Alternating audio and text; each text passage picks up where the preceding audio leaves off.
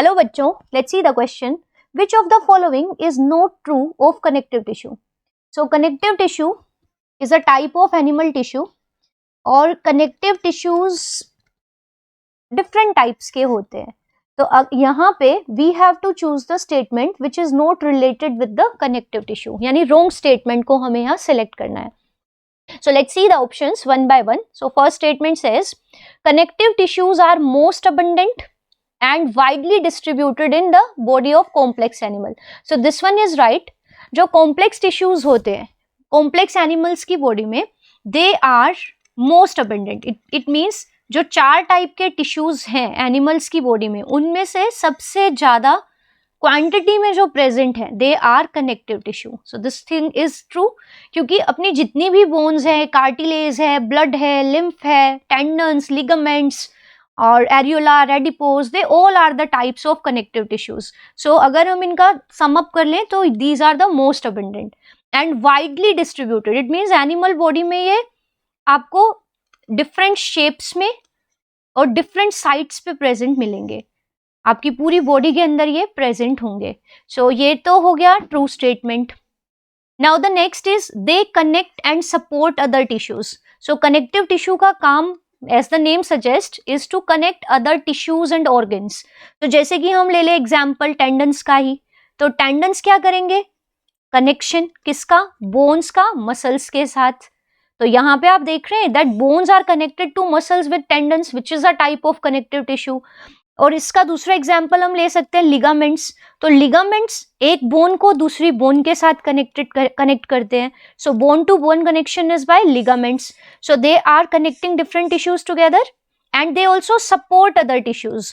इसका आप एग्जाम्पल ले सकते हैं, जैसे बोन्स होती हैं, कार्टिलेजेस होती हैं, तो उनका काम ही क्या होता है, बॉडी के डिफरेंट टिश्यूज को और सॉफ्ट ऑर्गन्स को सपोर्ट करना.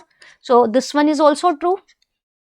थर्ड ऑप्शन है they include such diverse tissue. It means there are variety of connective tissues. तो बोन उसका एक टाइप हो गया, cartilage, tendons, adipose, loose connective tissue.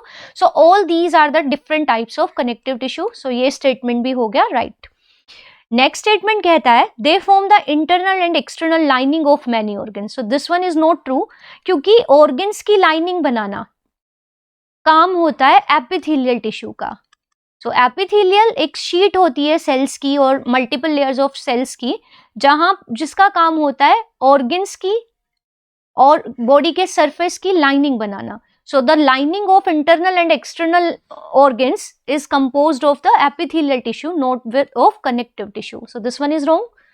अगर हम नेक्स्ट स्टेटमेंट देखें, then in all connective tissues except blood the cells secrete fibers of structural proteins called collagen और elastin. So this one is true, क्योंकि अगर हम connective tissue के structure की बात करें, so this tissue is composed of a matrix which is the ground substance, जिसके अंदर present होंगी cells और साथ में present होंगे fibers. ये fibers होते हैं प्रोटीन से बने हुए. And there are basically two types of fibers. एक होते हैं white color के fibers जिनको हम कहते हैं collagen fibers, और एक होते हैं येलो कलर के फाइबर्स जिनको हम कहते हैं इलास्टिन फाइबर्स.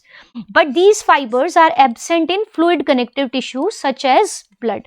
तो ब्लड को छोड़ के all other connective tissues are having the fibres and these fibres are made of structural proteins. और कौन से proteins, elastin and the collagen. So this one is also true.